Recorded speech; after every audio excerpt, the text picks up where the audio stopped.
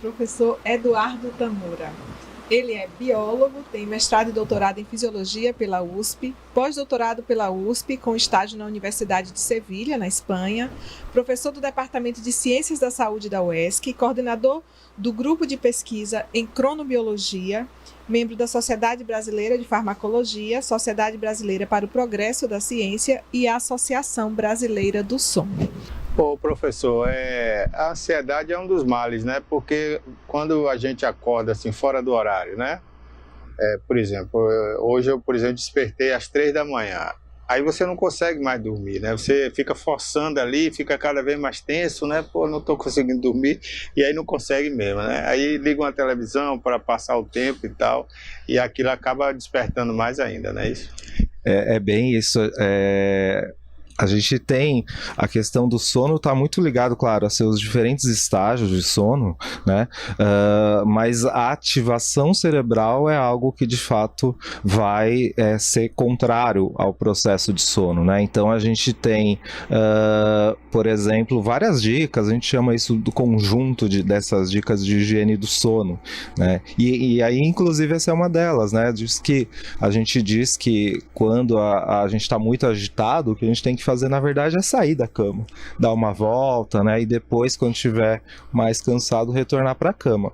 E aí você tocou num outro ponto importante também, que são as tecnologias, né? Então, isso é muito comum. Então, a primeira coisa que a gente faz quando não consegue dormir é ligar a TV, celular principalmente, né, que já está ali do nosso lado, e isso acaba que atrapalha realmente muito mais o sono, né? A incidência da luz, a atenção que a gente desvia para o celular, tudo isso acaba atrapalhando, né, ainda mais o processo do sono. Existe uma quantidade ideal de horas de sono? Porque se fala muito das 8 horas, mas isso varia de pessoa para pessoa, é uma média? Ou não? Todo mundo precisaria dessas 8 horas de sono? Isso é uma média, né? Uma média do sono e está muito relacionado também à idade. Então, isso é uma média para a idade adulta, que na verdade a gente diz que é em torno de 7 a 9 horas de sono por dia. Então, isso é uma média. Sim, tem pessoas, mas um grupo muito pequeno que precisa dormir menos que isso e atinge todos os estágios do sono. Bem.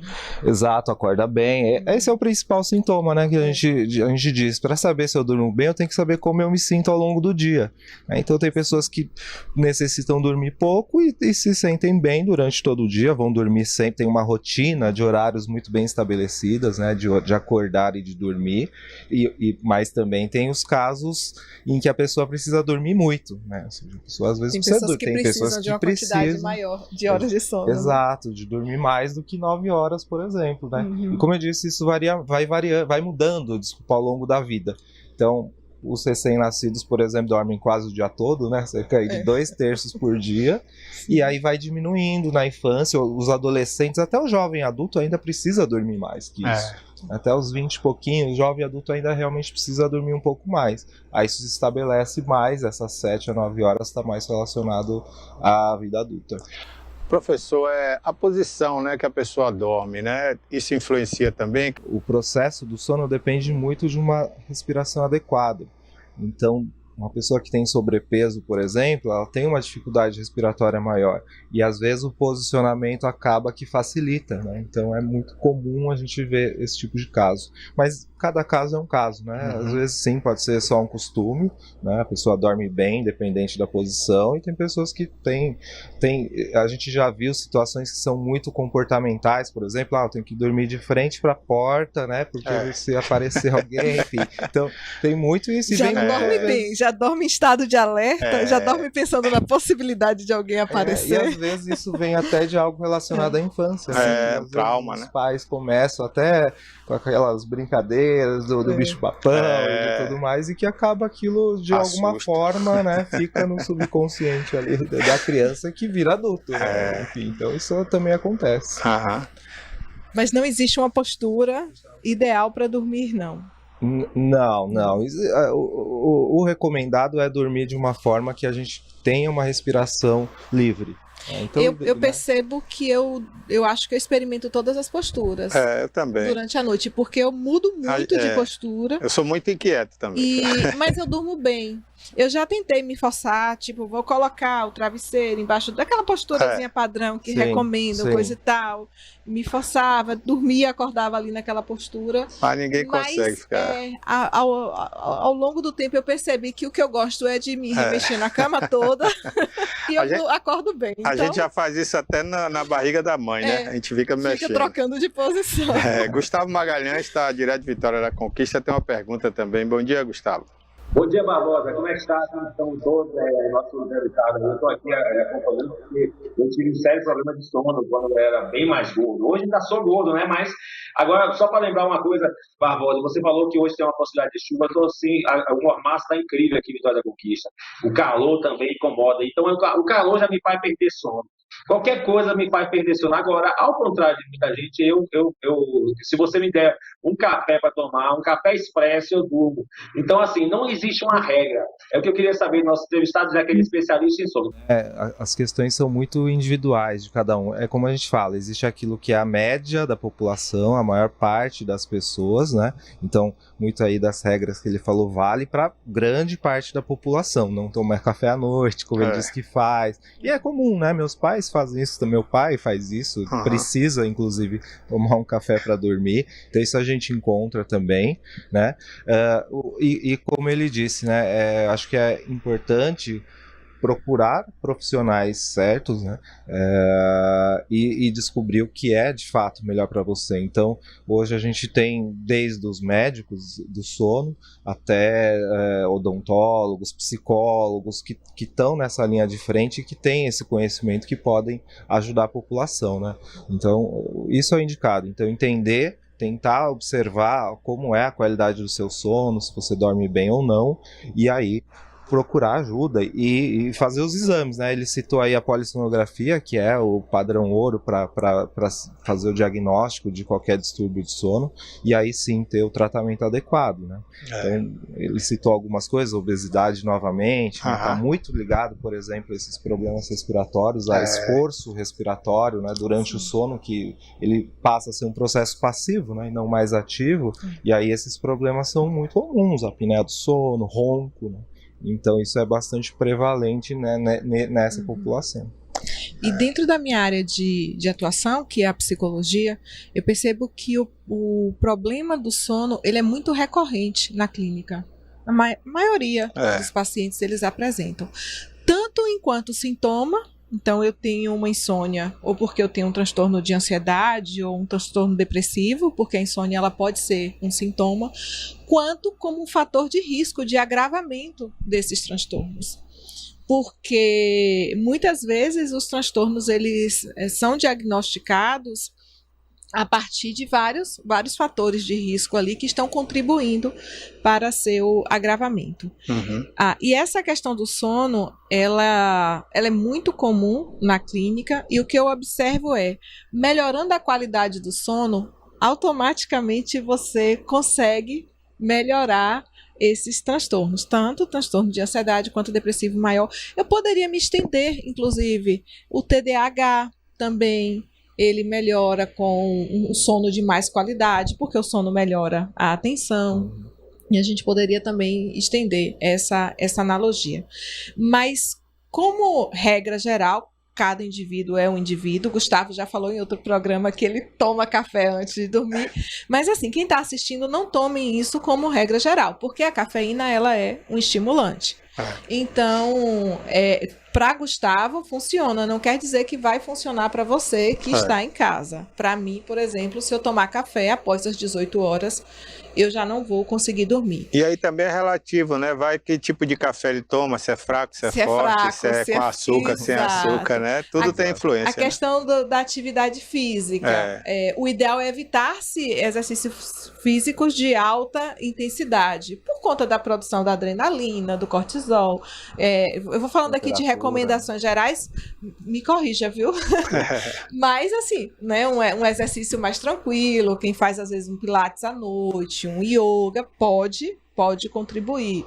Os alimentos com triptofano, o Gustavo falou, do leite com mel, o suco de maracujá, alguns alimentos também com triptofano que chazinho, ajudam. Né? Um mingauzinho de aveia. O ideal é não comer muito antes de dormir. que é uma coisa também que atrapalha o sono, correto? Sim, pode causar até refluxo também, né? Exato. A exposição à luz também, o que a gente tem hoje é muita luz artificial, nós ficamos expostos. Gustavo tem esse problema de ficar vendo vídeo no celular à noite, né, Gustavo? Ele esquece de uma luta, eu já falei né, sobre o sono aqui aí. em outros... Não foi, Barbosa? A gente já falou sobre o sono aqui. E eu sei os podres todos de Gustavo. Fica vendo videozinho do TikTok, Instagram, né? Facebook. Esses vídeos rápidos... Ele assistiu a briga confesse. ontem, ficou tenso. o professor... E além dos vídeos serem estimulantes, ainda tem a questão da luz, né? E você está em contato com a luz, pensando que nossos antepassados, eles só tinham a luz do sol. Então, assim, após as 18 horas, eles não tinham mais contato com a luz, o sono deles provavelmente era muito mais regulado, sincronizado com o ciclo da natureza, do que o nosso, né? Que a gente vive hoje uma vida totalmente... rodeada por estímulos artificiais. Professor, como é que a gente pode perceber, tem algum sinal no dia seguinte que a gente teve um sono REM, né? Um sono que alcançou um nível profundo, a gente pode perceber isso de alguma forma? Assim, existem algumas alterações que podem acontecer, né? No geral, o sono ele passa por várias fases. O sono profundo é uma delas e o sono REM é outra. Né? Então, o sono profundo ele é mais prevalente na primeira metade do sono, o sono profundo, que a gente chama de ondas lentas, e o sono REM é mais para a segunda metade do sono que ele aparece mais. O sono REM tem algumas particularidades. Então, por exemplo, é um momento que a gente sonha mais. Né? Normalmente a gente lembra desses sonhos porque a gente lembra mais dos sonhos quando a gente desperta. Então, o sono REM tem essa relação. Então, essa é uma das formas de se ver. Claro que, para ter certeza, a polissonografia ele mostra exatamente de que minuto a que minuto a gente esteve em cada um desses estágios. Então, isso é passível de diagnóstico para saber, né? O importante, como eu disse, é ter essa distribuição correta dos sonos, né? Então, no geral, isso vai acontecer aí em torno das 7 a 9 horas para um adulto. E aí a principal forma, de fato, assim, sem um diagnóstico, sem um teste preciso, é de como a gente se sente durante todo o dia, né? Se eu não fico sonolento durante o dia, se eu estou bem disposto fisicamente, né? Uma das consequências é fadiga muscular, né? A gente se sente cansado. Posso até não estar com sono, mas eu me sinto cansado, não tenho força, não tenho vontade. A concentração não está boa, né? O processo de atenção não se eleva como deveria. Então, esse tipo de sintoma já é algo para a gente se preocupar e se isso persistir, procurar ajuda, né? Ok. E tem gente que acorda eu acordo mais cansado do que eu vou dormir. Então, se isso acontece com você, tenha uma atenção especial à qualidade do seu sono. Não só a quantidade, às vezes a pessoa ela acha que ela dormiu, né? Mas ela acorda cansada. Então, tá tendo um problema aí, talvez não de quantidade, mas mesmo de qualidade do sono. Se ela está passando, né, por todos esses estágios. Ela que pode o ter falou. ficado 8 horas em um estágio de sono que mas não passou por todos, né? Como deveria, ele não se distribuiu da forma como deveria. E aí a gente não tem a recuperação total, porque cada um desses estágios está relacionado a alguma função, né? Tem um motivo dela existir. E aí esses sintomas vão aparecer se a gente não passa por ele. É bem isso. E só aproveitando o conhecimento dele em farmacologia, bora falar só rapidamente sobre os remédios que as pessoas usam, que são indutores do sono. As pessoas relatam que a sensação delas é que elas não dormiram. É como se elas estivessem apagadas, desligadas, e muitas vezes acordam com sintomas parecidos com sintomas de ressaca. Mas existem também medicamentos que conseguem induzir um sono de qualidade. Fala um pouco sobre a questão da recomendação de indutores do sono, né, de hipnóticos. De novo, né, essa é uma questão que também é muito individual, muito particular. Então, assim, não vou nem citar medicamentos, né, porque às vezes isso é muito comum. A maior parte das pessoas que tomam esses medicamentos, elas não tomam com receita. Tomam porque o vizinho toma, porque o pai toma, porque o irmão toma, e assim isso vai se espalhando, né? Então, na verdade, os medicamentos, eles vêm... claro, para auxiliar. Eles ajudaram muito a nossa população, né? O desenvolvimento de diferentes medicamentos que têm função hipnótica de alguma forma. Sejam indutores do sono, sejam que realizam manutenção, né? Então a gente tem diferentes casos. E isso depende muito do diagnóstico. Por quê? Porque eu posso ter um problema só para iniciar o sono, né? Esses são os indutores. Eu posso ter problema para manutenção, né? Então tem pessoas que ficam 9 horas na cama e quando se faz a polissonografia elas têm despertares 100 vezes por noite, né? Tem casos que são muito absurdos. Então eles precisam muitas vezes de um medicamento que faça manutenção, né? Ou não consegue acordar bem, então é o contrário, a gente precisa entrar com estimulante durante o dia, né? E aí, de novo, né? Isso depende muito, né? O senhor falou aí a questão da luz, né? A luminosidade, né? Tem influência, e também o ambiente em si, né? A pessoa tem que preparar aquele ambiente de uma maneira legal. Agora, tem técnicas também, né? Que se fala muito que é o Feng Shui, né? Eu não sei se a pronúncia certa é essa, Feng Shui, né? Isso funciona mesmo ou é só mais uma perfumaria aí? Eu não vou dizer que não funciona, né? Porque eu acredito que, na verdade, tudo funciona. O importante é a gente ter um ambiente adequado, que a gente se sinta bem. E aí, no caso do quarto, ou seja, do local em que a gente dorme, é importante que seja um ambiente relaxante. Então, para mim pode ser algo relaxante e para você não, né? Ser algo que não seja. Então, claro que, de novo, a gente sabe que tem algo geral, né? Então, por exemplo, quartos que têm paredes mais claras, né? A gente sabe que elas são mais amenas, enfim. Mas no conjunto, no geral, é muito importante. Então, temperatura adequada, local limpo, bem organizado, né? Então, todos os fatores que de fato façam a gente relaxar. E com luzes acesas, tem gente que dorme com luz acesa, dorme com TV ligada. Eu. Eu só consigo dormir com a TV ligada. O problema que a gente vê que é bastante frequente também são pessoas que usam a cama para tudo. Então elas comem na cama, trabalham, estudam, e aí aquele ambiente não se torna um ambiente para dormir, né? Então é isso que eu acho que é o mais importante, é que de fato o quarto, a cama seja um ambiente para dormir, para relaxar, né? E não para estudar, para trabalhar, para ter discussões. O casal vai discutir e vai para a cama discutir. Não, né? A cama tem que ser um ambiente de relaxamento, para que a gente de fato consiga entrar nesse estado. É verdade, né? Tem gente que leva o problema na hora de dormir, né? E no geral, o ambiente desorganizado, bagunçado, ele nos causa um mal-estar, né? Você olha e fala, vixe, tenho que fazer isso, tenho que fazer aquilo. Você olha para o notebook pensando no trabalho. Então tira isso do seu quarto à noite, tenta manter o quarto como um ambiente para dormir, que vai ajudar bastante. E aí desliga a televisão. Eu não consigo, se eu desligar a televisão eu não durmo. Já se acostumou, mas você bota o time, a televisão, né? É minha babá. Você coloca o time. Não, pra ela desligar sozinha. Ela fica ligada. A noite toda, até o dia amanhecer. Às vezes eu acordo, ela tá desligada, né? Mas aí eu vou lá e ligo.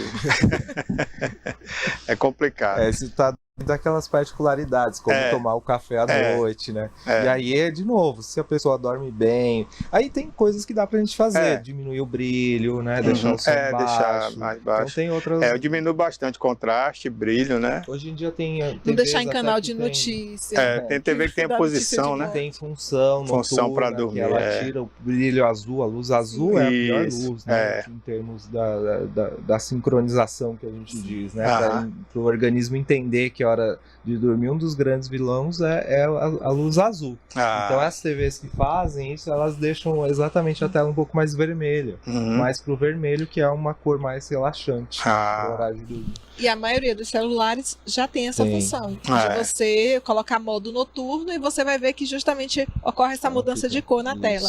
E você pode programar, em alguns aparelhos você consegue programar. Então a partir das 19 horas, meu celular já vai mudar automaticamente para o aplicativo há modo muitos noturno. anos que faz isso.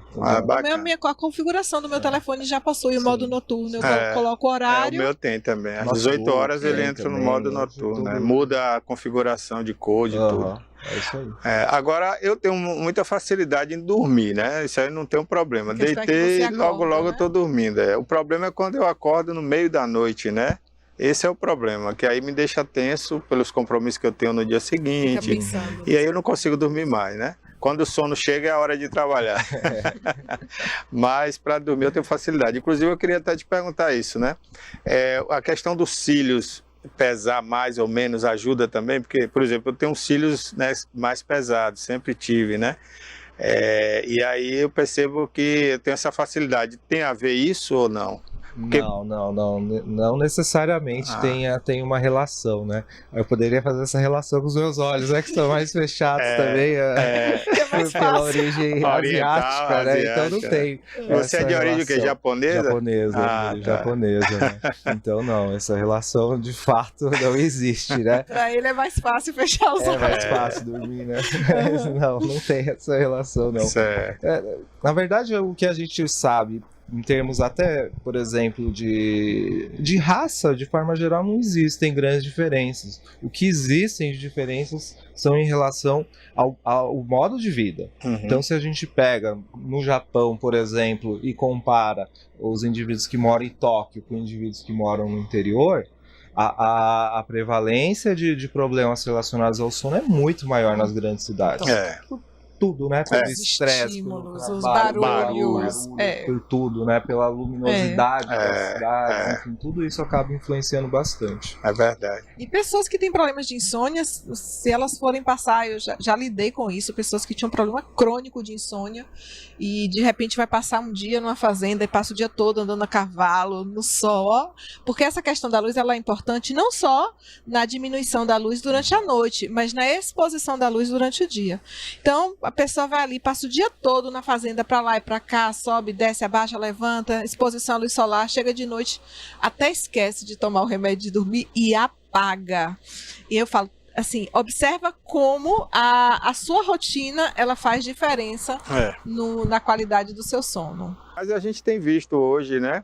Pessoas chegarem aos 100, até mais passarem dos 100, passarem dos 100 anos. E com lucidez, com força, vigor, né, para trabalhar. Autonomia, independência. Um grande segredo é isso, você falou, né, a questão de manter os músculos em dia, né? Fortalecidos. E para isso ter uma rotina. Né? Alimentação é tudo, né? É um dos principais fatores, né? Boa alimentação que a gente acaba não tendo nas grandes cidades, principalmente. Com certeza. Mas incluir a atividade física no seu dia a dia, não necessariamente você indo para academia, mas você caminhando, você indo até o supermercado, você subindo a escada. Porque o corpo sem uso, ele atrofia, né? Ele atrofia. Perfeito. É o uso e que o faz. Sono, né? E aí a gente tem também uma relação com a atividade física e o sono. Né? Com certeza. Agora, você falou de praticar atividade antes de dormir, né? Que às vezes é ruim. Isso, de alta intensidade. Mas também ajuda a cansar os músculos, né? E às vezes faz com que você relaxe também, não? Miguel Lima me deu a receita para fazer pela manhã. Mas eu nunca consigo fazer pela manhã por causa dos compromissos, né? Tenho que sair, me arrumar, tal. E aí eu faço mais no final do dia, né? Final de expediente. Tarde também tarde e noite, né? Às 18 horas. Assim, mas não tenho dificuldade em dormir, não. Né? Faço esteira, faço musculação, mas não tenho dificuldade em dormir. É como vocês falaram, né? Às vezes também vai de pessoa para pessoa, né? Mas esse ainda é um bom horário. Ainda é um horário que a gente tem, principalmente a atividade física cardiovascular, ainda tá intensa. Ela ainda tá alta nesse horário. Tá alta. O problema é mais tarde mesmo. O problema é quando tá mais próximo da hora de dormir. Né? 2, 3 horas antes do horário que a gente dorme já não é bom. Além das questões hormonais, a temperatura se eleva muito, e um dos fatores que leva a gente ao sono é exatamente a queda da temperatura. Então, se a gente impõe o contrário para o nosso organismo, aí ele fica vai ali ligado, né? Fica aceso. Diminuir. Então, sim, acontece. Mas é aquela história, se tem pessoas que dormem bem e é o único momento que elas têm para se exercitar, é melhor que elas se exercitem, né? Perfeito. É isso aí. Olha, Gustavo, tem alguma pergunta aí, Gustavo? Aí, mais alguma pergunta aí de conquista? Tomar um vinhozinho também é bom, né? Que dá uma relaxada, né? Se for aí conquista, cai bem, porque o clima é frio, né? Aí tem aquele fundizinho ali para você pegar, né? Com um queijinho. E o vinho cai muito bem, realmente, né? Para quem é apreciador de vinho, não é isso, professor? Com certeza. Eu não sei se o professor aprecia vinho aí, Ah, né? eu aprecio, sim. Essa relação é interessante, né, que o Gustavo trouxe em relação ao vinho.